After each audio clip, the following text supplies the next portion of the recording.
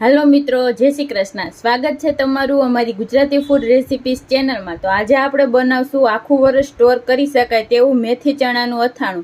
एना माटे मैं आ चणा लीधा छे। आ वाटकीना मापथी आपणे 1 कप चणा छे अने 1 कप आपणे मेथी लीधी छे, जेने मैं रातना पलाળી दीधी हती। तो एकदम सरस आपणे आ रीते पलળી गई छे।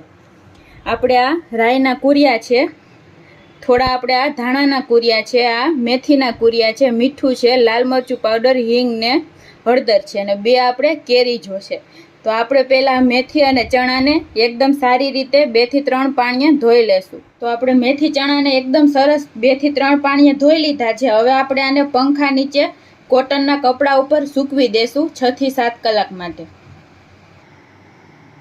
હવે આપણે આ કેરીને સુધારી લેશું, એકદમ ઝીણી ઝીણી કટકી કરી લેશું।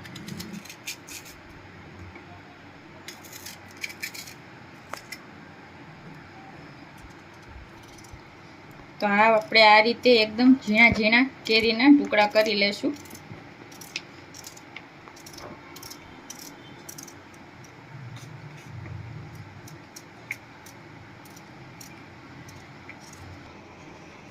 તો આપણે બે કેરીને આ રીતે ઝીણા ટુકડામાં કાપી લીધી છે। હવે આપણે આમાં હળદર મીઠું એડ કરશું। તો આપણે આમાં અડધી ચમચી હળદર નાખશું અને 2 ચમચી આપણે મીઠું એડ કરશું। હવે આપણે આને એકદમ સરસ મિક્સ કરી લેશું હાથેથી જ।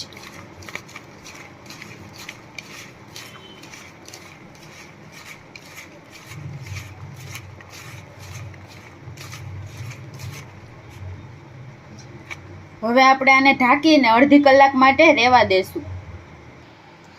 હવે આપણે એક કડાઈમાં 1 લીટર જેટલું આપણે આ સિંગ તેલ લીધું છે, એને આપણે ગરમ કરવા રાખી દેશું।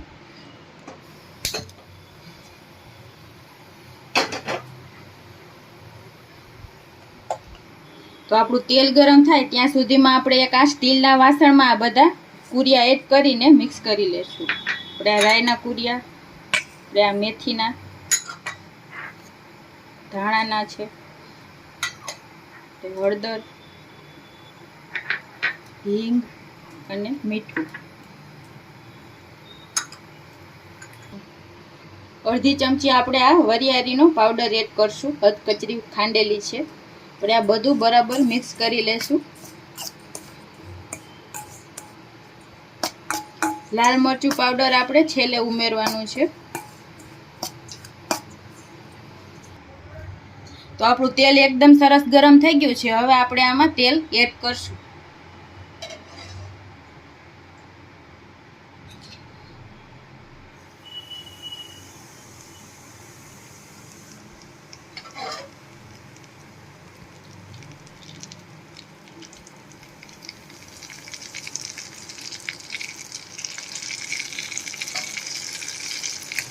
મિક્સ કરી લઈશું।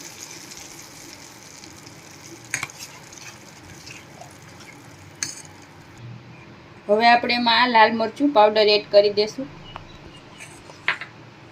એને પણ મિક્સ કરી લઈએ।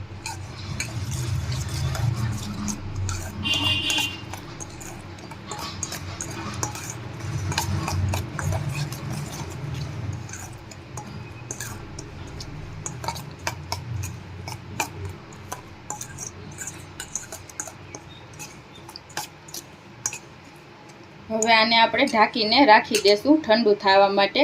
આપણી મેથી ને ચણા એકદમ સરસ કોરા થઈ જાય પછી આપણે આને આમાં મિક્સ કરશું અને કેરીને આપણે અડધો કલાક રાખીને પછી એને પણ આપણે પંખા નીચે સૂકવી દેશું। તો આપણે 6-7 કલાક પછી આપણા ચણા મેથી એકદમ સરસ ડ્રાય થઈ ગયા છે અને આપણી કેરી પણ એકદમ સરસ ડ્રાય થઈ ગઈ છે। તો હવે આપણે આ બધું આપણા બોરામાં મિક્સ કરી દેશું।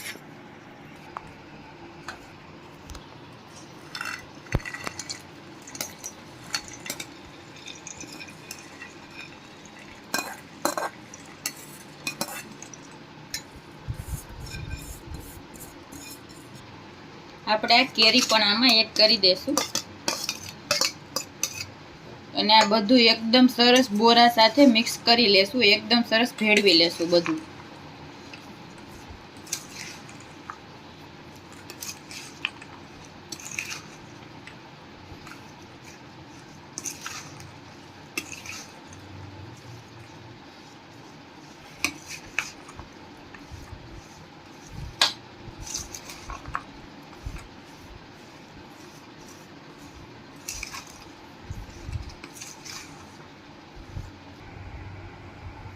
તો આપણું આ એકદમ ટેસ્ટી એવું મેથી ચણાનું અથાણું આપણું આ તૈયાર થઈ ગયું છે. હવે આપણે આને ગમે એ એરટાઇટ કાચની બોટલમાં ભરી લેશું.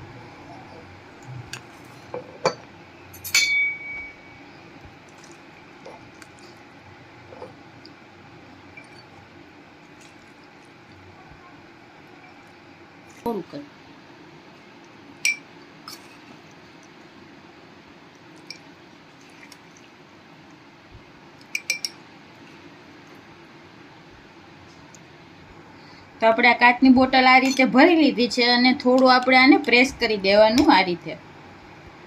આટલી આપણે અધૂરી રાખવાની છે. આપણે જે તેલ ગરમ કરીને રાખ્યું હતું એ એકદમ ઠંડુ થઈ ગયું છે, એ જ આપણે આમાં એડ કરશું.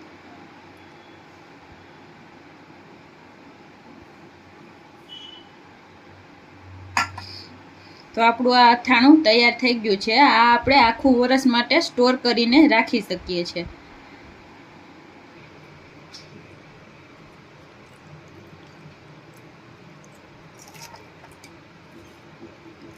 તો તૈયાર છે આપણું આખા વર્ષ માટે સ્ટોર કરી શકાય તેવું મેથી ચણાનું અથાણું.